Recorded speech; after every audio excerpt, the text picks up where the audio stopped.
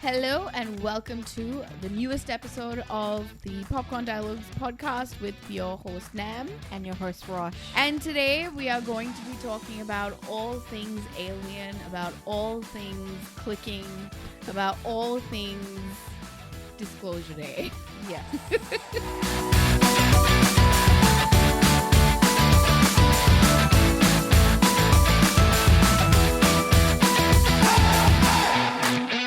It's funny when you said clicking, my mind went to the last The Last of Us, the clickers. The clickers.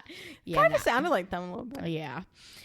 So welcome to Disclosure Day, our episode talking about Steven Spielberg. Yep. And all the discourse that's happening around it. Because as you know, there is a lot going on. Yeah. So yeah, let's get into it. I think it's exciting. So straight off the bat, we saw Disclosure Day a few days ago. Yeah. And it was It was I liked good. it. Yeah. I liked it. I enjoyed it a lot. I enjoyed it. I enjoyed it more than most people out there are enjoying it. Oh my goodness. I think, I'm sort of, we'll talk a little bit about it later, but I am, actually, no, I lie. I'm not surprised. No, I'm not surprised. For one, because people, they love to complain about stuff these days. Yeah. And for the reason that, I don't know that people really get Steven Spielberg anymore. I don't know. Maybe not. Okay, so let's get into it. Let's actually get into it. We're not going to rehash, but we will talk spoilers. So this is your spoiler warning if you haven't watched it yet. But we're not going to rehash the whole story. No, we're not rehashing the whole plot. But, if you haven't watched it and you are looking forward to it, leave and then come back. Yeah. Not that there's that many people listening, but whoever's listening. Whoever's here. Go away. And then come back. So I think Disclosure. So it's been how long since Steven Spielberg released? Well, West Side Story in 2021. Oh wow, so it's a while. Yeah. So it's a while. It's been a while. Yeah. And I think it's high time he came back with something like this. Yeah.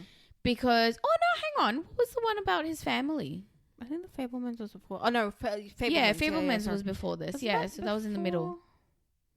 Oh no, it was after because I saw it on the plane. Yeah, it was after. Yeah. It was after.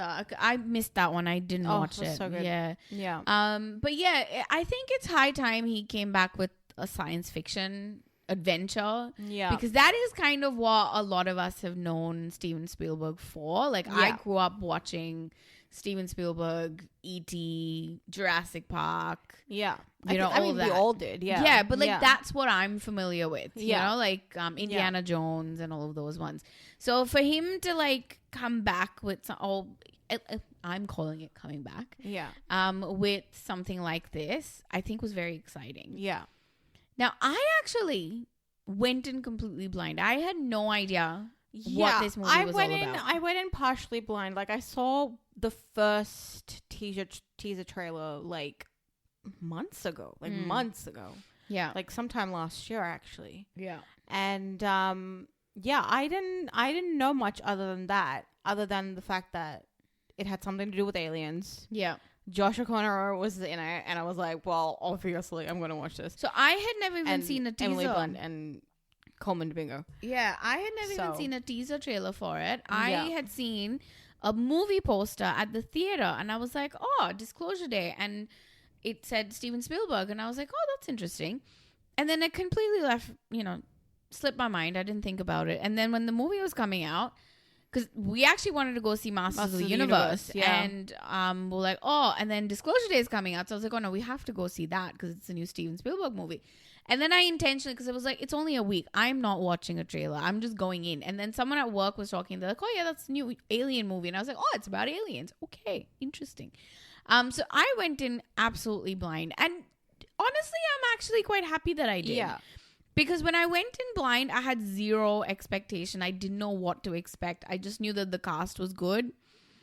And that's what I'm going for. Yeah. And I think a lot of the reason why I enjoyed it so much was because I had no idea what it was about. Yeah, same. Yeah. Yeah. So maybe trailers are not such a good thing. Maybe trailers are not such a great idea because in lead up to talking about all the discourse, we will probably get into it. I think like now having watched the trailers past this, I feel like the trailers and the movie are two completely different entities. Yes. In the fact that it really gives off like post-apocalyptic vibes of like aliens coming to Earth and like having to survive, and then the movie is anything but that. And so yeah, I think that's kind of where trailers have failed this movie, and they've like thrown everybody off, and it's thrown everybody off. So going in, so the movie deals with it. Kind of, I like the start of the movie because it really throws you in the smack dab in the middle of the action. Yeah, because the inciting event has kind of already happened. Yeah, we're in the middle of the inciting event, really, if you think about it, because you know it opens with the wrestling match, and we see Josh O'Connor, and he is in the middle of like a drop, what seems to be a drop. And I thought, as we're watching it, I was like, oh, okay, so what's going on? And it was a little bit disorienting and confusing in the beginning. Yeah. But now that I think back to it, I'm like, that's actually pretty good, because the character, like Jane, his girlfriend, she's kind of in that situation. So you're already sort of on her side, because you're like, the audience is kind of like Jane, because they're like, we don't know what's going on. Jane herself has no idea what's happening. Yeah. Kind of, what's his name? Is it Josh? No. I mean, it's Josh O'Connor, but like, what's his name? Danny. Oh my God. Daniel. Yeah, Daniel. He also kind Emily Blunt only says it like 1,000 times in the movie. He also kind of does not know what's happening. Yeah. You know, and then as they converse, I liked that bit. I saw people complaining about it, but I actually really liked the way it started. Yeah. You know? Like, it just hits the ground running. Yeah. Yeah. And I enjoyed that. Like, we're not wasting like a good like 5-10 minutes in setting up and all of that stuff. Yeah. No, it's boom, we're in it. Yeah. I mean, most, like, I don't know what people were thinking, because, like, most of Spielberg's movies start like that. They start in the middle of the inciting incident, and then we get to, like, all the exposition-y stuff, introducing the characters in their workplace. And all that, we get the exposition much later, actually. So that's fine. Like, I think it's a good way to start it. Like, it just, you have the adrenaline already very much there. Yeah. You know, my favorite surprise was Colin Firth. I didn't know he was in this movie, and I was like, oh my gosh. I saw a glimpse of him in something, probably the teaser trailer, and I was like, oh, okay, Colin Firth. Yeah. But like, my mind was very much on Josh O'Connor and Emily Blunt and Coleman Domingo. So yeah. Yeah, no, that was really good. I liked that. And what was the actress's name who plays Jane? Bono's daughter. Bono's daughter. Can't remember. I don't know her name. I'm so sorry. Anyway, we'll just call her Bono's daughter from now. No, that's really bad. Jane. She's gonna be known as Jane. Yeah. AKA Bono's daughter. That's really bad. Oh my God, I don't remember. I know she was in that show that we watched with Nicole Kidman. The Perfect Couple. Or whatever, yeah. She was the bride. Yeah. Oh, that was the a stupid worst show ever. But yes, I really liked it. I enjoyed that. And that's the thing. Like, I really liked the adventure side of it. Like, straight off, we get into the adventure. You know that they are on the run. It's a chase movie. It's a chase film. Like, straight off. It is. It is. And then we're introduced to Coleman Domingo's character, Hugo, who's like this really mysterious character. You were suspecting I was like, something's shady with this guy. I mean, it wasn't, but no. I was honestly, I thought, because he was so empathetic and he was so lovely and he was so good, and I was like, yeah, this is not real. Yeah. This is not real. Yeah, I love how you were like, he's evil, he's so good. I was like, he's gonna turn out to be the bad guy. I was like, maybe, I don't know. I thought there'd be like a flip of like Colin Firth being not the good guy, but like, he's not the bad guy that we think he is, and Hugo instead is going to be the bad guy. He gave it too much credit, I think, but anyway. Yeah, and I was like, oh my God, okay. But yeah, he wasn't the bad guy, but he is this mysterious sort of person. Yeah. And I love that he's always in motion. Yeah. He's never just sitting down until like at the end until the scene with Colin Firth. Yeah. Yeah. Like, he's just constantly walking and he's moving. And you as the audience are literally going, what is going on in the background? What's happening in the background? Why are they in a house? Why is this house being built? And there's like people who are going, doing color selections for like walls and things. And yeah. What is happening here? Yeah. Like what is happening? And Hugo is the one that is basically like Hugo and Daniel. They all worked for this thing called Wardex. Yeah. Which is what Colin Firth's character. What is his name in that? I can't remember his name.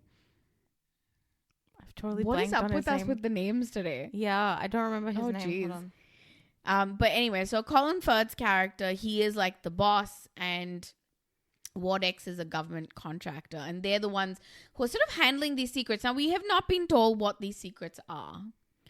Yeah. We are not told. We're just told that, there's information that needs to be disclosed. Noah Scanlon. There we go. So we get like this whole thing of, all humans. Bonner's daughter is Eve Hewson. Okay. Happy? It's not Bonner's daughter. Oh my God. Oh, Jesus.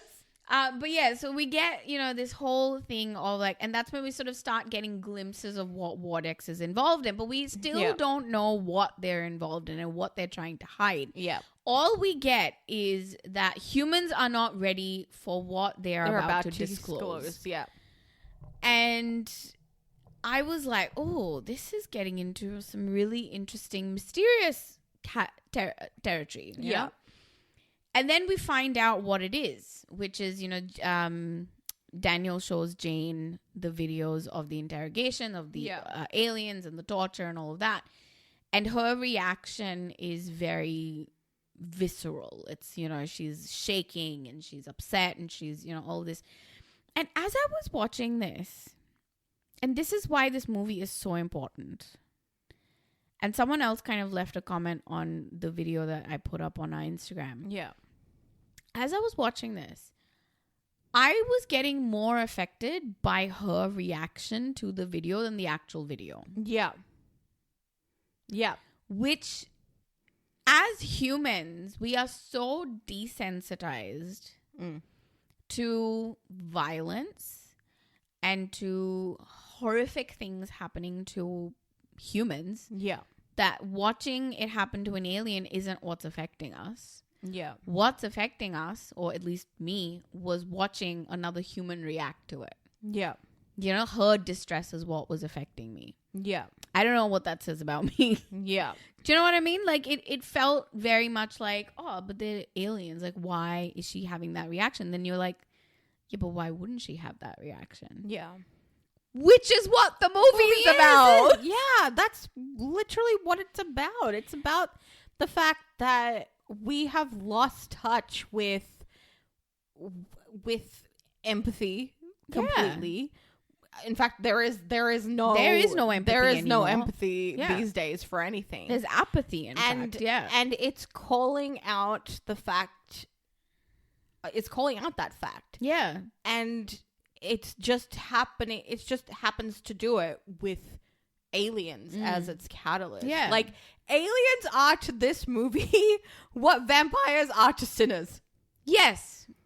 It's just a device. Like, it's just a device. It's just a plot device. It's an allegory. Yeah, it is an allegory. I would even say, like, the aliens are kind of like a MacGuffin almost, Yeah. That's not what this is about. Yeah. The alien, it's an alien movie, but it's not an alien movie. Yeah. It's a deeply philosophical film. And maybe I'm reading too much into it. No, I think it's very obvious. It's obvious in the fact that, I mean, I didn't want to get into it already because, like, it's so, like, it's, like, at the end of the film. But literally, the last half an hour is what the movie is about. Yeah. Like, the first... How long is the movie actually? It's like 2 hours and something. Okay, so let's say the first 90 minutes is really just set up. Yeah. Right? Yeah. And you can say, oh yeah, that's a lot for setup. And yes, I guess, and that's where some of the flaws are in the film. Yeah. It can lag a little bit. I mean, like, in terms of flaws, I really think the middle hour, the middle act 2 is the weakest part of the film. Absolutely. Like, the whole chase with them running and, like, Margaret trying to find Daniel and everything. Yeah. It's the most flawed part about the film. When she finds him and they connect and they get back on track. And he's like, I think I know you. That's when the movie gets back on track. Yeah. That middle bit where they're separated and they kind of know about each other, but they're trying to get, it's like, that's the most frustrating part. That's just too convoluted. And another draft and we could have streamlined all of that. I agree. But yeah. So yes, the last half an hour is really what the movie is about, because it's the part where they get to Kansas and they get to the news station and they're going to give the special report. They are going to disclose all of this information that they have found out. And like I said, I don't want to get into it yet, but like, you know, we see each segment come through and each part of like documentation coming up on that screen. And all of that is guided so beautifully by the reporter. Oh, she was so brilliant. Whose name, the actress's name is Courtney Grace. She's so good. Look out for her, because she was knocked incredible. It out of that part. Oh, she was beautiful. I was just like, oh my God, I know Emily Blunt's the star. But she's excellent. She's coming for Emily. Yeah. But like, she was like, I was with her throughout. Like, there were parts of this movie where I literally like sat forward in my seat and I did not sit back. Yeah. And that last half an hour was it. Yeah. Was it. Like, I was so far off my seat, my legs were hurting by the end. Yeah. Let's break down the last bit a little bit later. Okay, so the thing that I also wanted to bring up was, it's very important that the film kind of starts, and the whole film is taking place with something going on in the background. Always. There's always something going on in the background. Yeah. And the main thing that's going on in the background is the world is literally at the brink of war. Yeah. Of World War III. Yeah. There is this tension that's rising, and there's tension constantly. Like, there's not a single moment where you as the audience don't feel that tension. Yeah. And I think that was a very interesting thing to bring the audience on this journey on. Yeah. The only time we really get a break from that tension is when we first meet Margaret. Yeah. At her apartment. Yeah. Where she's getting ready to go to work, and, you know, she and her boyfriend, they're like talking and played stuff by like Wyatt Russell. And they're talking and all that. But then that tension comes back when the little cardinal comes into the room and she starts talking in Russian. Yeah. And he's like, what is going on with you? What's going on with you? Right? And it's just, and straight off, we're back to the tension. So there's no breaks from the tension at all. Yeah. The only other time you feel a little bit of a break is, again, when Jane and Daniel go to the nunnery or the convent. Yeah. And they're staying there and they're having this conversation, and he's sort of, and he's kind of, you know, they're resting essentially. Yeah. But even then, there's this underlying tension still very much present. That they're gonna come for them in the night or something. Yeah. So there's constantly, not only is there like a underlying tension in the story because of the imminent world war. Yeah. But also just in every single moment, there's no like breaks. That what X is gonna come for them. Yeah. There's like no breaks in that tension at all. Yeah. And I generally don't like stuff like that. Yeah. But in this, it works. Yeah. Because I think when that tension sort of breaks again a little bit is when Emily Blunt gets to, when Margaret gets to the house, right? Yeah. And she's like, oh, what's happening? And they have this little flashback thing of, you know, when she was a child and all that. And that's when you sort of discover what happened to her when she was a kid. Yeah. Again, the tension sort of breaks, but then it comes back again. You know, there's this constant like ebbing and flowing of this tension that is always present, but it goes up and down. Yeah. And I think it was managed really well. I really enjoyed that. Yeah, same. I really liked that too. You know, and I just, it was such a good little thing. But yeah, I agree. That middle part was the messiest part of the whole film. Because like even like, because like like and even Jackson is with her, and then he like breaks off and he goes off on his own. We never really see him until the end. Until like the end, which is like kind of wasted Wyatt Russell. I I agree. Yeah. Like, really kind of wasted my Russell, but anyway, because he's so good. But, yeah, like, there's so much in there that could have just, like, and it's not that you take it out, because I feel like if you take stuff out... No, you can't take stuff out, no. But just like, tighten it up, you know? Just shorten it down. What would you, like... what would be some of the adjustments you would make? I just think there was a lot of, like, air, and, like, you didn't need that much, because, like, you're building tension, but then there is moments when it doesn't really feel tense. Yeah. So in order, like, you don't have to stretch the rubber band very long for it to feel, you know. So yeah, just let it snap before it gets tedious, I feel. My biggest frustration was the start of the chase scene at the farmhouse. Yeah. Now, I know that a lot of people, like, where they do the crop circle. Yeah. My thing is, that didn't really have anything to do with anything. No, it didn't. And I'm like, okay, it was a cool visual. Yeah. But that's really the grass going down. Yeah. The only thing I could maybe explain it away is that's when he's listening to her... he's watching that video where she kind of goes into the clicking sounds. Yeah. And he's able to understand it. So that's my only understanding, that possibly it's like his power is getting activated in that moment. Yeah. Because it's happened to her at the same time. Actually, yeah, that makes sense. Yeah. So it is that thing of the connection. Yeah, so that makes sense. Okay. Yeah. I take it back. But the thing is, we've always associated crop circle with the alien coming, you know? Yeah. Whereas this was not that. So I guess that's why people were a little bit confused. I think so, yeah. So I was a bit confused as well. Yeah, now it's clicking. Yeah.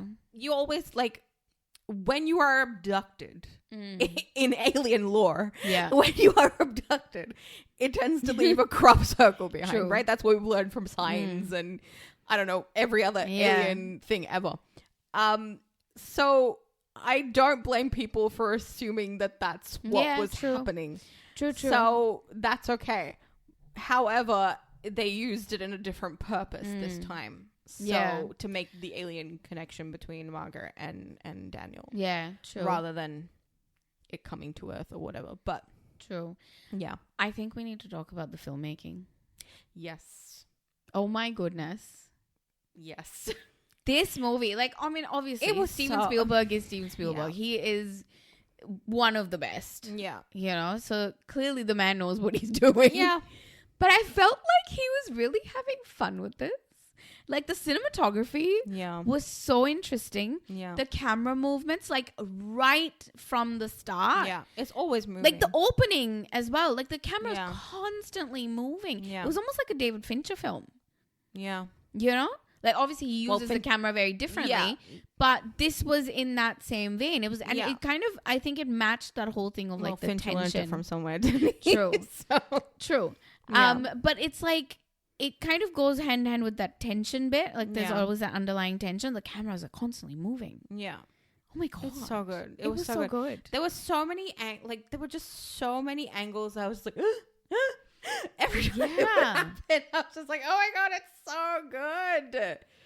Oh. Especially the car bit, like the first one. The car bit was so good. Because there's that bit where it's the guy who, like, is driving them to the nunnery, or like picks them up or something, and he's driving them away. Yes.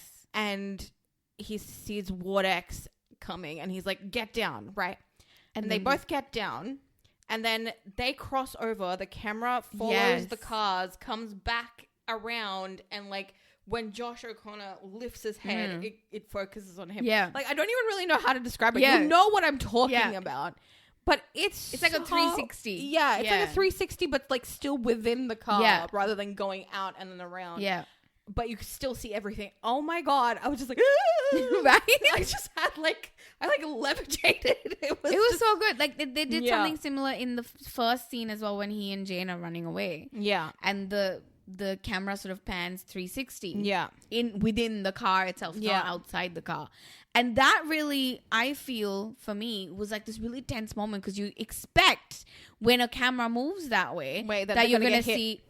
something getting in the way, someone's getting hit, but that's not it. No. So you kind of brace yourself, and then so nothing good. happens. It's like, oh, this is there interesting. There was so many little like camera flares and like, you know, just having fun with it. Yeah. And I was just like, this man knows what he's doing. He's enjoyed Learn himself. from this man. And I feel this is the thing. I got the vibe that he has enjoyed making this. Yeah. You always get the vibe that he enjoys making everything. You know, he loves what he does. Yeah. But in this, he really, I felt like, you know, it's been a while since he's done a movie like this, like this action adventure sort of thing. Yeah. And he's just having fun with it. He's just having so much fun with it. Yeah. You know, and I just really like that. Yeah.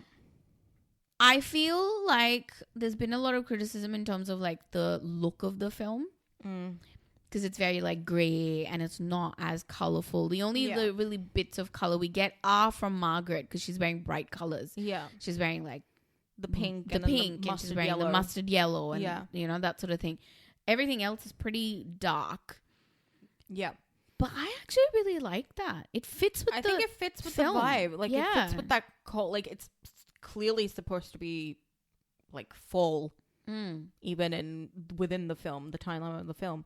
And then like the sterileness of the aliens and you know, it fits that whole thing. Yeah. Like I just feel like it makes sense. If this had been like a bright, happy go lucky sort of look, it would be like, okay, it would be kind of interesting to contrast it, to juxtapose it, sure. But I mean, this fits really well. So why would you change that? Like if you think of like something like Jurassic Park, which is like so bright and it's sunny and it's like colorful. Because it suits where it's filmed. Right? It's like it's a tropical island and you've got children. It's like they're not going to go to a tropical island that's like cloudy and rainy and gray. That's not what it is. Yeah. You know, this is like a holiday place. Yeah. This is a theme park. It's supposed to be bright and it's fun supposed and to be funny. bright and whimsy. Yeah. You know, it's whimsical. It's beautiful. And then all this freak show happens. Exactly. And they continue to have those colors even through the rain and things. You know, those colors like pop the lens through. The flare gun and everything. Yeah. Those colors pop through. And that really goes well with that sort of thing as well. Like same thing with like Indiana Jones. Yeah. You know, there's a lot of color being used. It's a lot of color because he's in a lot of desert places. Yeah.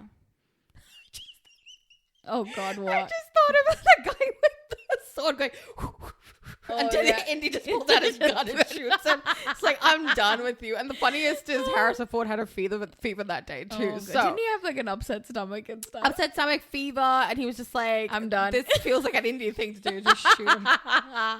Improv. Oh, so good. That was so fun. But yeah, like I thought that was really good. I enjoyed that. I think the other strength was like performances. I think the performances were very strong. The music. John Williams. The John Williams score. Like that, it's called, the track is called Listen. And it's, oh my God, the French horn. The man loves a French horn. But it's just so good. Like the French horn going into the strings. I can't. It's too good. I think John Williams is so recognizable.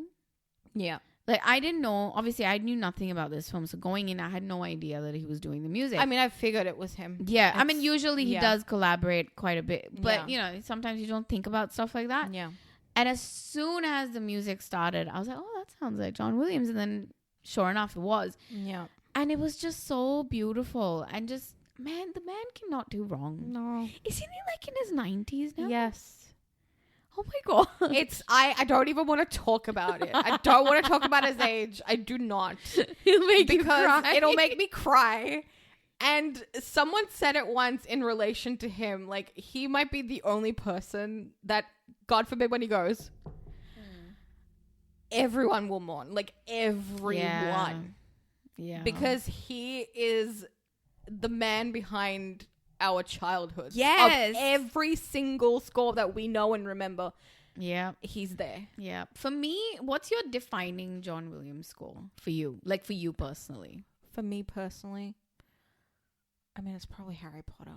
But like it's also Jurassic Park. I'd say Jurassic Park for me. For me, as soon as the Jurassic Park thing comes, my childhood just like flashes through my eyes. Like, that is something. It's like this little center point for me. As soon as I hear the Jurassic Park music, I'm like transported. It's just... Oh, side note, speaking of Harry Potter, I did not know this until Steven was talking about it, but he was originally attached to the first movie. Steven Spielberg? And he was planning to do it as an animated film. Oh my gosh. Right? And he only left it, and he was very clear, he's like, I left it because there was like some personal stuff going on with me. It was nothing to do with anyone or anything. Yeah. And then Chris Columbus, who directed the first two movies, is a protege of Steven Spielberg. Oh my god. I had no clue about any of this. I can just imagine Steven Spielberg doing an animation. Oh man. So, but he is responsible for casting Maggie Smith. Yeah. Oh, okay. Yeah. So he was involved in that. Richard Harris. And Robbie Coltrane.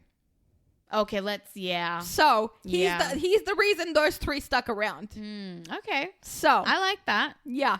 I like that. Yeah. Oh my god, he would have been... I mean, not that Chris Columbus didn't do a good job. Like, he was amazing. Yeah, he's great. Like, those first two movies are fantastic. Very good. Absolutely. Yeah. So, but yeah, just a side note, I only learned this like 2 days ago. I was like, oh my god, I didn't know that is so this. cool. That is actually really cool. But yeah, like, I say Harry Potter because it's like, it is childhood, but like, Jurassic Park because it's childhood, but also, like, it's so far beyond that. Like, yeah, it's just so good.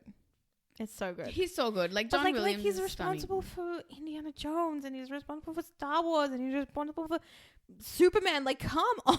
It's like the most iconic stuff that you can think of. He is the one that's come up with it. Yeah. It's like there's very few composers like that are that iconic. I think he is. Like, the sound is very recognizable. Yeah. I think John Williams is one of them. Hans Zimmer is another one. And now Ludwig. I think even someone like Danny Elfman is pretty recognizable. Yeah. Like, you can actually tell that it's him. Yeah. You know, so it's nice to have that familiarity of sound where it's not the same, but you can recognize it straight off the bat going, that's him. Yeah. You know, that is him. I loved the music. Yeah. It was so good. It was so good. But yeah, back to performances. I think one of the strengths of this film is the performances. Because it's so good. Yeah, like all the way. Like, I think every single person. With a caveat to that, almost every single person. Because, I mean, we'll get into it, but like, I was waiting for Josh O'Connor to like, I will say that, yes, give me something. And I guess it's supposed to be an understated performance because of character as such, but like, I just was waiting for like the O'Connor moment, as I call it, and I didn't get it. I think so. Yeah, I agree. Yeah, I agree. One of my disappointments has been him. Yeah, in this film. Yeah, I feel like he's good with what he got. He did really, really well. Like the bit where they're sitting side by side and they're in the memory. Yeah, and he's just like he's completely distraught. I think that was fantastic. Yeah. But I wanted more. I think of that, you know, one of the things I felt was anytime he was in a scene with someone else, the other person outshone him completely. Yeah. Like, and even when he, like, for me, one of the like, obviously Emily Blunt is like, this is her movie. This is her movie. She is so good. She's like, so oh fantastic. My goodness. Put a pin in that though. I think the other person that I think was so good was Colin Firth. I mean, yes, him, but I'm talking about Jane. Oh, Eve Hewson. Eve Hewson. Like, she was Bono's daughter. I'm going to get away from that. Oh my gosh, it's just forever Bono's daughter. Eve Hewson, Bono's daughter. Eve Hewson. Like, she was so good. That whole body swap sequence with her and Colin Firth in that scene are just chilling. Like, ooh. I loved that interrogation scene. It's so good. So good. And like watching her, like, because she's literally like fighting that possession constantly. And the way she's, you know, holding onto her cross and like, you know, that physically trying to pull herself out of that situation. Yeah. It's just, she makes you feel exactly how she could possibly be feeling, that fear and like, oh my goodness, it was so good. Yeah. And then to watch Colin Firth, Noah, be a villain, I was like, oh my God, I love this. I haven't seen him as a villain a whole lot, and just he's so good as a villain. He is so good. Like, as soon as he comes on screen, you think, oh yeah, we're in good hands, we're fine. Yeah. Oh no. We're not. No, he's going after the good guys. But this is where my second disappointment comes in. Mm. He kind of didn't end up doing anything at the end. You know? Yeah. He kind of didn't end up doing anything. That's what got me. I was like, you've been so gung-ho this whole time about catching these people. And then you just sit down, you're like, I saw my dead wife. Yep. I'm done. I'm tired. I'm bye. I'm like, okay, that kind of fizzled a little bit. Yeah. And that was a little bit of a disappointment. I feel like they almost kind of forgot how to end his little arc. Yeah. Because they got so taken up with everything else. Yeah. You know? And I feel like there is, and it like that's not complete. Like, you know, just him sitting down in that chair is not an ending. And I feel like this is where some of the criticism is legitimate. I feel where people have said, you know, the writing feels very clunky, the story feels a bit disjointed, and I agree. It really does. It does feel disjointed. It doesn't feel as if certain things were fleshed out very well. Like, as we said, like this whole Colin Firth arc, like it just kind of fizzles at the end. Yeah. You know, like what happened? And these are not plot holes. No. You know, the things that people are criticizing is a plot hole. It's like, not a plot hole. That's not what it is. That's not a plot hole. Do you know what a plot hole actually means? Like the definition of a plot hole. If you can explain what that is, that's not a plot hole. Yeah. You know, you just didn't understand it. Or you missed something. Yeah. Or they just didn't explain it well. And that's not a plot hole. Yeah. That's the flaw in them explaining something. In the exposition. That's really it. Exactly. So I will say that, yes, there is some legitimate criticism there. You know, it does feel a little bit like if you are not focusing all of the time, there might be some moments where you're like, I don't know what's happening. Yeah. You know? Yeah. And I didn't like that. Yeah.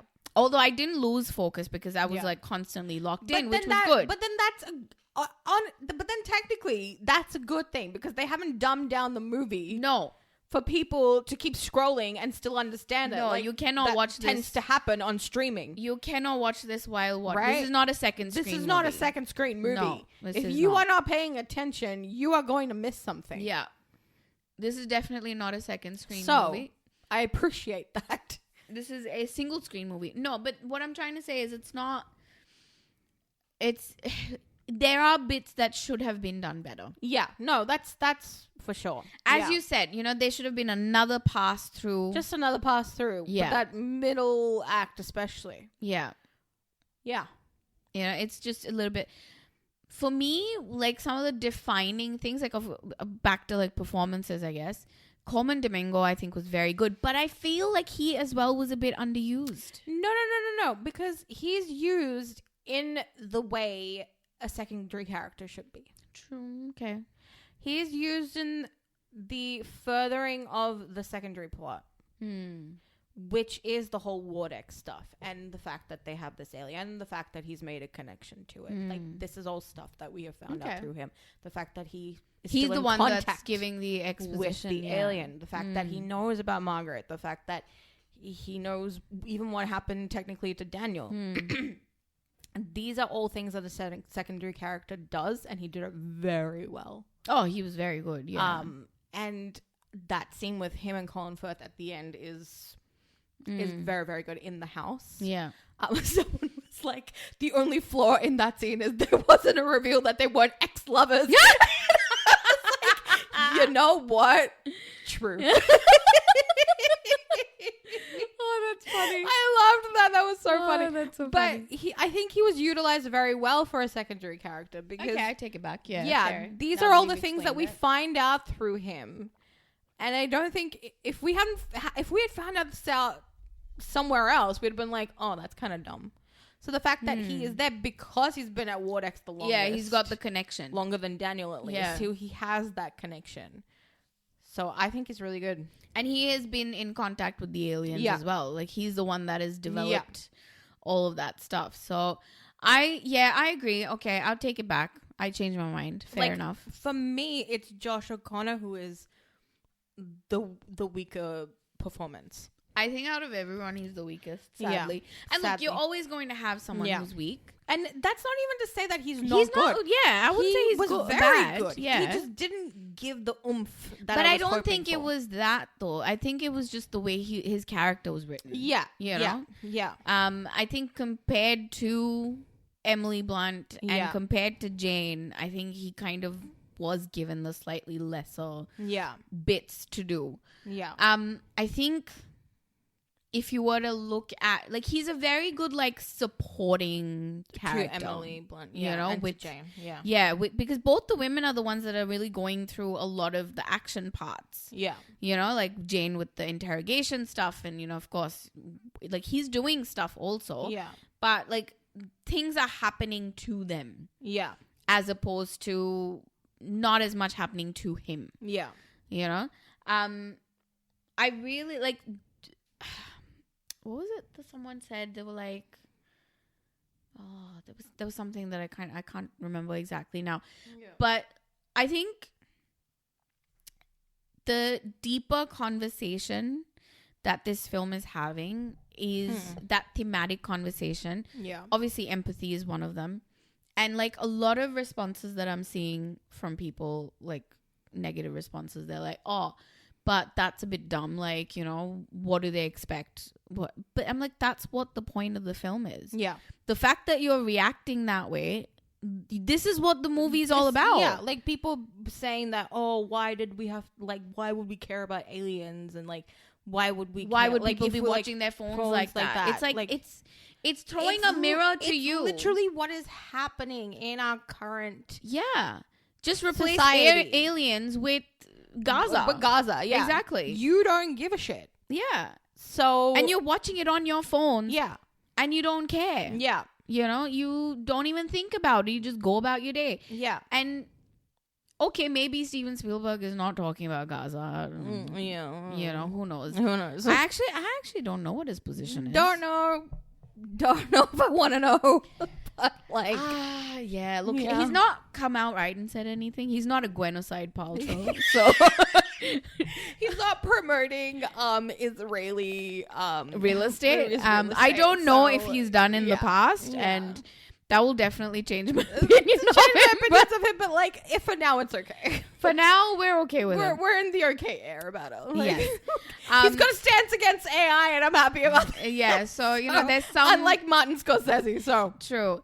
And so not sure what his politics is, but I'm pretty sure there's, you know, not leaning towards that. Hold on. Another side note. Speaking of AI, of course, Guillermo del Toro came out again today, and he was like, AI is like AI is the form of stupidity, and you know, said all this stuff about like how AI is bad, right? Like just continuing on from like his usual spiel.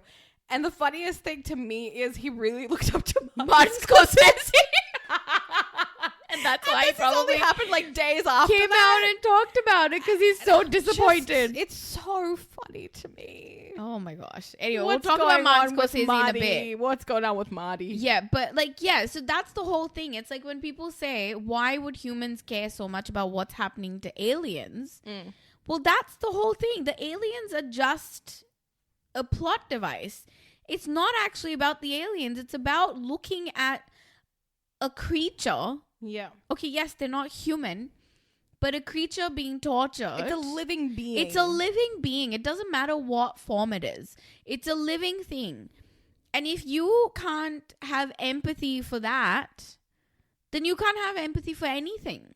Yeah. You don't even have empathy for your fellow humans. Yeah. You know?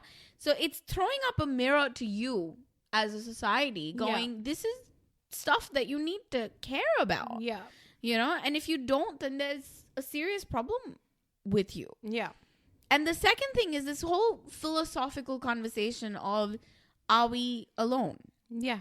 And I love the conversation that Jane has with the Mother Superior. I don't know if she's Mother Superior, but she's one of the nuns. Yeah. And she says, do you think that we are alone? And the nun says, well, no, because, on Earth, yes, we are the superior being, but not in the universe, this vast universe. And as soon as she said that, I was like, this is exactly what I've always thought. I've always felt that. I've always thought, okay, so, faith-wise, we're both, Christians. Yeah. But I've always felt that God would not create this massive, infinite universe and only have us. Yeah. Maybe we're the only humans. Yeah. Humans as we look. What we look like. Yeah. In this galaxy. But I don't... Maybe in this galaxy, we're the only ones that have life. Maybe there's no life in other... whatever. But there is no way that there's an infinite universe and we're the only ones. Yeah. I mean, I beg to differ that we might be the only life because they found water on Mars. So there has to be something. True. I mean, there has to be something. But this is what I'm saying. I've never ever... So I felt very... it was an interesting little conversation. I was like, I really like that. And... this whole idea of would you start questioning your faith if you discovered that there were other life forms? Yeah. I don't think so. And I think Jane kind of confirms that. She goes, I didn't lose my faith. I just lost my calling to be a nun. Yeah. And that happens all the time. That happens all the time, yeah. If your faith can crumble so quickly by something like that, then your faith wasn't that strong to begin with. Yeah. And I just think that as we've said, this has always been in my head too, because sure, maybe they don't look like the aliens in this movie, or they don't look like green Martians from cartoons or whatever. But there has to be something else out there. Even if it's a small little bug. Even if they're I don't know. Even if it's a bacteria. Even if it's the thing from the Jetsons with the little springy legs. That was a cute little thing. Seriously. But I don't know. I don't feel, and I've never felt that it's just us. No, I've never felt that either. And clearly Spielberg feels the same way to be able to make this movie. Yeah. And every other alien movie he has made. So, yeah. But, yeah, I maintain this is not about the aliens. This is about a deeper philosophical conversation. It's about empathy. It's about... Yeah. And then the movie ends with, her saying, listen. Yeah. But even before that, that last 30 minutes, of everyone just stopping, the whole world stopping. And sure, again, you're seeing it all through your screens, but you are all witnessing something being unveiled to you, disclosed to you, that has been kept from you this entire time. And a reporter, and I'm just going to say it, a reporter is there with you the entire time, guiding you through. And she herself is we're watching this as you are watching. We are confirming whether it is real. We are here with you. This could be proof of alien life, all this stuff. If this is not proof enough that your government is lying to you and the only people you can trust is the media. This was such a media positive ending. It was, I was like, this is so great. But this is the thing, and this is where I think is also another important point to make. This media is operating like the media should operate. Yeah. We don't currently live in a world where the media operates this way. Yeah. If this happened now, I guarantee you in the US, I don't know about Australia, but possibly in Australia as well, definitely in a place like India, they would hide this if this was the government. Yeah. Or they would spin it in such a way that it would make the government look great. Yeah. The way that this was shown is that it's AI or something. Exactly. Yeah. The way that this was shown is what it should always be. The media's job is to disclose information to the audience in a responsible manner, yes. Yeah. But to disclose. Yeah. And that's what this is. Yeah. It's not to obfuscate. It's not to hide. It's not to lie. No. It's not to partner with the government and, influence the audience through propaganda. That's not its job. No. Its job is to show you, we are looking at this at the same time as you are. Yes, we're verifying it, and I'm glad that they kind of included that in there. Yeah. But this is what we are getting. Yeah. You know? And like, I think that's such an important little snippet. And a lot of people have not even clocked on to that. Yeah. You know, about the role of the media in this whole thing. Yeah. Because it's quite prevalent. Like, our main character, she's a media person. She's a journalist. Yeah. Or meteorologist or whatever. Yeah. Right? And we get to see, like, how a media room kind of operates. You know? And, like, the little conversations that they're having, the little producers, you know, they're like, oh, this should be coming from New York. And she's like, no, I don't care. Like, this needs to be in Kansas. And someone actually brought up a point. They're like, oh, they filmed in New York and somewhere else and New Jersey, but they made it, you know, it was supposed to be Kansas. Like, what's the point? And I was like, that again is the point. It's a small city. It's not New York City. It's a small news station. Yeah. This is just a local news station. It's not a national news station. Yeah. It's a local news station that is breaking this news. Yeah. She's not a big journalist. She's not even an anchor. No. She's a weather girl. I mean, no disrespect to weather girls. We love weather girls. We love weather girls. We have a very famous one in Australia, Jane Bunn. Who's very cool. Yeah. But yeah, like, you know, she wants to be an anchor. That's part of the whole thing. She's auditioning to be an anchor. But the role of the media, again, is a very important part in here. Yeah. You know, so there's all these little nuanced things that are happening in the film that I think a lot of people are missing. Mm-hmm. And I am going to coin it the Stranger Things effect. Oh, my God. Oh, jeez. I'm going to call it the Stranger Things effect because one of the things that happened with Stranger Things, and look, we are doing our rewatch through Stranger Things. Stranger Things fried people's brains to the point where they can't even think properly anymore. It was psychotic. It really was. But as we're rewatching, we're on season 4 right now. We'll get to season 5. So it'll be interesting to rewatch season 5 as like a whole, right? Yeah. But and so I might change my mind. I don't know. But I feel a lot of the stuff that people considered were bad were just little nitpicky things. Yeah. You know? And people did not read into a lot of the nuanced things that were happening in the show. I'm not going to rehash stuff because we've talked about it. If you want to hear what we think, go listen to that episode. Yeah. But we covered the whole season 5. Yeah. But I think that's what a lot of people are missing in a lot of media that we are consuming at this point. Yeah. We're not looking deeper into the stories we're being told. Yeah. And the minute we are not able to understand something, we're like, oh, that's not good because it makes no sense. Yeah. But when you actually sit there and think about it, it actually does make sense. Yeah. All you have to do is actually think about this. We're losing our critical thinking skills. Yeah. And you know who I'm going to blame? AI. my nemesis. My nemesis. I hate AI. It's not that I've never used AI. I have used AI, but I hate it. Yeah. I don't like it. Yeah. I never want to use it. And the only time I ever use it is for stuff that I don't like doing.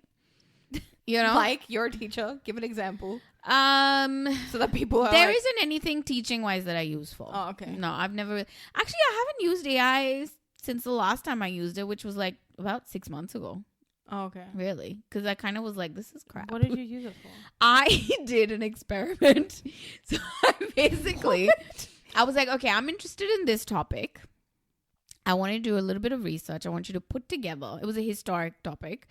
And I was like, I put together a little, I gave it like a prompt, like, you know, this is the question I'm looking at. I want to find, you know, some good literature that will give me some, you know, good ideas. I want to find some questions that the literature arises, like that arise from the literature. What are some gaps in research? You know, that sort of thing. Yeah. It spat out some information. I was like, oh, yeah, this is pretty decent. It's good. Like, it compiled a lot of stuff. I liked the fact that, okay, it compiled a lot of things that would have taken me maybe, like, 2 weeks to do in, like, minutes. But then a lot of the, like, sources it gave me like, about 25 sources. Probably 15 out of those were not real. And I was like, yeah, you're useless. And then when I started to like verify certain things, because I started to verify certain things, and I was like, that doesn't sound right. And I looked it up, and that wasn't real. That never happened. It just lied. It just like lied. That's what it will do. It will give you conveniences. Exactly. And so I was that like, are not real. this is rubbish. Like, this is actually rubbish. Yeah. Like, this is actual crap. I have never used it. As a writer, as a screenwriter, I will never use it. I know that like there are guilds working around the clock to make sure that this craft stays protected. So yeah, this cannot happen. And I think that's a really good segue into talking about Mr. Martin Scorsese. Friends with Steven Spielberg. Oh, jeez. I mean, like, Martin Scorsese just came out promoting some AI feature. Like, it's like storyboarding or something. Some brand, yeah. And the bit that pissed me off the most was he's like, you want a storyboard on AI? Not just that. No. You know what really pissed me off? It was the fact that he's like, oh, these look like the oil paintings that were done for the Cecil B. DeMille movies. And I'm like, excuse me? Do you know who respects Cecil B. DeMille above all else? Steven Spielberg. Those are literal pieces of art that you are comparing to this crap. I'm like, no. I like how he says that having had a Cecil B. DeMille award awarded to him like 10 years ago. I'm so disappointed in him. Like, I on one hand, I adore him. He's love all of his movies. Every movie that I've watched of his, I love. Love. Right? How could we not? I love him on TikTok with his daughter. I think that is the cutest thing ever. They're adorable. Right? But he pisses me off every now and then because he went off on Marvel, right? Yeah. And then what does he do? He turns around and starts getting involved in Star Wars. Low-key, he was right. No, look, that's besides the point. That's besides the point. The point is he called it like pretty derogatory while it was still doing very well. And then he turns around and starts getting involved in Star Wars stuff. If he had said it now, I would have agreed with him. Yeah, but the point is, like, you kind of are going back on your thing, right? Then he badmouths all the streaming services, and then he starts working with them. Yeah. And now you're doing this with AI. Yeah. What is going on with you? He's getting up there in years. What can I say? I mean, I'll forgive you when you come out with your next movie because it'll be great. It'll be great. But if you're using AI storyboards, I might not forgive you for that. Yeah. Whereas we have on the flip side, Mr. Steven Spielberg. Mr. Steven Spielberg being asked about because the clicking noises for the alien language, Emily Blunt has to simulate that. So she was like, oh yeah, I did it myself. And then she's like, it was very interesting process, like, of trying to like find it, and then I would send clips to Steve, and like it was just a roll back and forth until he liked some of the whatever the sound that she was making up with. She was like, it's all a bit strange. It all worked out in the end.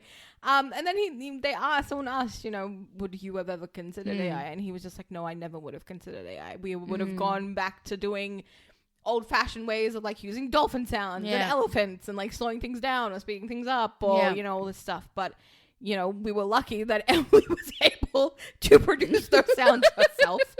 Because I never would have considered Apparently AI. I didn't catch it, but apparently there's a throwaway line in the movie that says, oh, I'll use AI to find something like a location thing on them. Yeah. And I didn't catch it. Someone else caught it. And I was like, oh, that's interesting because because everyone's like, oh my God, he used AI. Everyone's like, no, he didn't use AI. There's a line in the movie that mentions AI, but we don't see the use of it. Yeah. And I like that. Yeah. I like that we are it's a throwaway line. It's not a line that is like focused on. I didn't even realize it until you said it. I didn't even realize it until someone else said it. So it's not a line that will come up ever and like, you're no. like, yeah. And I liked that it was a throwaway line that half of the people missed because the focus is never on the AI. Yeah. And I think, again, let's just read a little bit deeply into it. Maybe if it's nothing there. AI is not important. Exactly. Right? Whatever. So, like, this is the thing. I feel, for me, this movie is saying a lot. It is not an alien film. I will not class it as that. Having said that, I kind of empathize. This movie is about empathy after all. Yeah. So I do empathize with the people who didn't like it. Yeah. Because a lot of them... Because like I was saying before, so this is where we'll probably get into it more. The trailers deceived people. Yes. Really, they did. And the posters and the posters and everything with the big eye shaped like a UFO. Yeah. The big True. eye. So that's the problem. Like when a trailer doesn't just like offset what the movie is about, but actually gives you a whole other understanding of what you think this movie is going to be. It's like, oh, okay, that's not what I was expecting. And so you don't have time to adjust your expectations as you're watching something. Yeah. Because you have to like concentrate on this. Yeah. And then you have to like in your head go, oh, that's not what I was thinking. So it's just, like I can understand why people were confused. So I think that is really why this movie it's doing well, but like as compared to other films that are on right now, like Backrooms and Obsession, it's not really performing as compared to those. Let's compare it to another science fiction that came out this year, which was Hail Mary. Yeah, Project Hail Mary. Yeah. I loved that movie. That was great. And let's be honest, like completely honest, I preferred, if I was to compare the two and if I was to pick a movie, between, like if I was forced to pick, if we're putting it in the sci-fi Project categories, Hail Mary. then yes, Project Hail Mary over is this the sci-fi of the year. Yeah. By the way, the author Andy Weir, I'm annoyed with him as well. Coming back to the whole AI thing. Oh no, what? He just for fun makes pictures of his wife on AI. Oh ew. And I'm just like, why? Why are you liking AI? Like, what is your problem? Why? It's You're a writer. Entertaining. So he pissed me off as well. Yeah. Anyway, we're talking about the movie, not the film. This. So that's probably like we know from like people talking about it and data that is coming out right now that Gen Z are going to the movies. Yeah, they are going to the movies. Yeah, which is good. They are speaking about things that they want to see. They want to see stuff like Obsession and Backrooms, which is excellent, and stuff like Project Hail Mary and like all this stuff. So there might it feels like this has come in and there's not really a place for it right now. There's not really a place for Spielberg. Do you think that might be in these Gen Z's minds? So do you think it's a bit dated for them?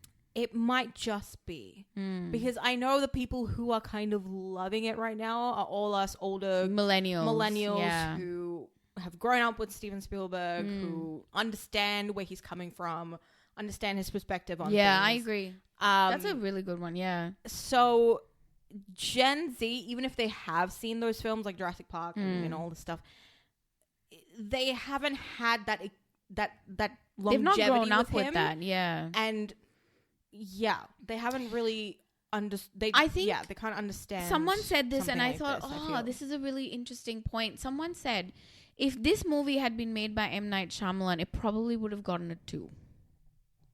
And I was like, I wouldn't give it a 2 even with him. I would say actually you did pretty well. Yeah. Considering what he usually produces. But I just think I will agree with this one thing that a lot of people are sort of saying it in a derogatory way. I don't think it's derogatory. A lot of people are like, just because it's Steven Spielberg, I think it's being treated with kid gloves. I wouldn't say that's what it is, but I will admit that because it is Steven Spielberg, we do give a certain amount of leeway to these older directors. I agree. Because of the fact that we've grown up with them and we love them so much. Yeah. And look, at the end of the day, it's not a shit movie. No, it's not shit. Like, I've given it a 4 stars because I really enjoyed it. It's not like... It's not a full 5 because of the flaws that I've mentioned. I would say I would give it a 3.5 actually. But the thing is, like, I put 3.5 and I was like, but that doesn't seem right to me because I really did enjoy it. True, it feels low. 3.5 does feel low. Like 3.5 felt really low while I was writing my thing, and I was just like, no, it's a 4. Like, it's not a 5. It's not even a 4.5. It's not a 5. But it's a solid 4. Yeah, yeah. Because there's genuinely a lot to like here. There's a lot to like here. And it's, I don't know, I don't understand why. I mean, we have sort of talked about why people have been connected to it, but I just am surprised is all. And I think it's also very much, as I said, the Stranger Things effect, like where you see something and you expect something, because that is what happened with Stranger Things. It's like they expected something and then we didn't see it and they were like, oh, this is shit, this is crap. Yeah. Right? And that's kind of what has happened with this. And also I think there's just a general lack of, I'm going to say the dreaded word, media literacy. And in this case, it's not even about the lack of media literacy. It's the fact that people don't know what media literacy actually is. Yeah. This word gets thrown around all the time. Yeah. But when you actually sit down and try and figure out what they mean by media literacy is not what media literacy actually is. Yeah.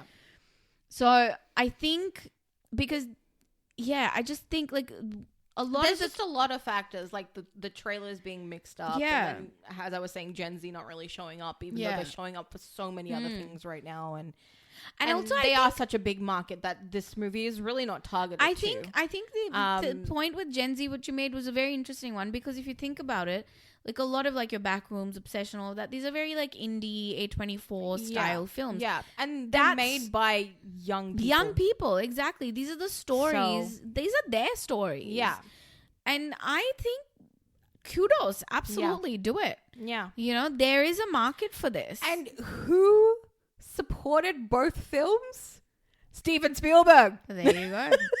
Because he was like, they asked him and he was like, oh, I really loved Obsession. I haven't been able to see Backrooms yet. Because he's like, because we've been on this press tour. But as soon as all of this is done, I will be seeing Backrooms. That is awesome.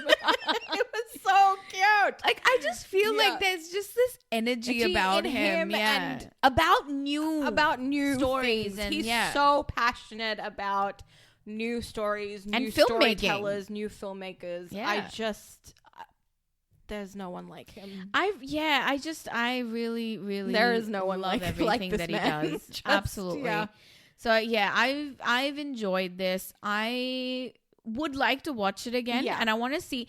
This is my thing. This is the test of this film. Will it hold up on a second watch? Will it hold up on a second watch? If it holds up on a second watch, then I will give it as like, okay, this is great. Because there's a lot of people who are also saying, "Oh, this is the best that he's ever made." Yeah. I don't agree with that. I don't think this is the best he's ever made. This is not a career-defining... The best he's ever made is Schindler's List, I think. I mean, there's a lot of best he's ever made. I mean, for me, it's Schindler's List is his, magnum opus. Magnum opus. That is a whole other... That is career-defining for sure, but there's a lot that came with that, so... But in terms of science fiction, I feel like... Okay, I have not watched don't say it. Close Encounters? Yeah. Oh my god. I feel like I'm talking to an alien. Yeah, no, that's just something that you have to course, I have to watch. You have to course correct that. I have to watch it. Like, to be fair, like when these movies came out, I was like a little kid. And I never got the opportunity to actually watch it. But I'm younger than you and I've still watched them. I know. So, but this is technically my job. So, exactly. Yeah. So, I don't I don't have the time. I've studied these films. A lot of these things I have not had the time for it. Yeah. But considering I am in the media space, I do need to know. Yeah, exactly. You're a media teacher. So you're a media literate. I am literally a media educationer. I find it the funniest when people say that to you. And I'm like, I don't even say anything anymore. I don't even say it anymore. I just like, sure. And I'm like, okay. Yeah. Whatever. This is my thing. You're never going to change anyone's mind. No. You are never going to change anyone's mind. That's the problem. So I'm not even going to try. Yeah. I will say what it is. It's up to you whether you want to change your mind or not. I don't take that responsibility. It's your brain. Yeah. You do what you want with it. You do what you like, sir. So peace and love. Peace and love. Love and light. Live, laugh, love. Live, laugh, love. In this house, we do love. We do family. Okay, all right. Yeah. All right. So I hope you guys have enjoyed this episode. It's been fun making this episode. I really want to watch it again. Yeah. I would love to watch it in the cinema again. Yeah, I know. But my priority now is Masters of the Universe. If it's not gone. He-Man. Maybe this weekend. Yeah. We have to do it this weekend because the next weekend is Supergirl. Yes. So even if we don't talk about He-Man on the podcast, we need to at least make a video. Look, we're gonna try doing an episode. If we are able to watch the movie this weekend, then we'll do a video. Then we'll do an episode on Masters of the Universe because we have to talk about it. We have to. But like, if Supergirl comes up in the meantime, no. So that's what I'm saying. Like, this weekend, we have to do it. Okay, so right. There's the plan. Yeah. All right. And I have to see Backrooms and Obsession. I'm so frustrated. Why don't you just do a double feature or something? I think on Friday there might be. You end up with a migraine, at reasonable but that's okay. times. So I might just do that. I'm not watching it at night. I shall not be going with you because it's a horror. Yeah, and I don't watch horrors at night. Even though I really want to watch Obsession. I don't watch them at night at the cinema. Yeah, fair. Because then I have to come back. I am not that interested in Backrooms. That's fine. I'm not that interested in Backrooms only because I've watched the YouTube stuff and it didn't really interest me. Okay, well I don't know anything about any of it. Yeah, so. I watched some of only because the kids were talking about it and I was like, I need to educate myself a little bit. And I watched it and I was like, I'm not that interested in this. Like it's interesting, but it's not that interesting. Okay. So when it comes out on streaming, I will watch it. I do want to watch Obsession, but I am a little bit scared of that movie as well. I don't know anything about anything. I want to go into it like completely. Yeah. Just, so Friday might be the day for me. Okay. Well, hopefully we will come out with an episode for Masters of the Universe. If not, we will see you or you will hear from us when we have watched Supergirl. And in the meantime, I hope you guys enjoyed this. Follow us on YouTube or on any of the podcast streaming platforms. And please follow us on our socials as well. In the meantime, we will talk to you next time. Bye.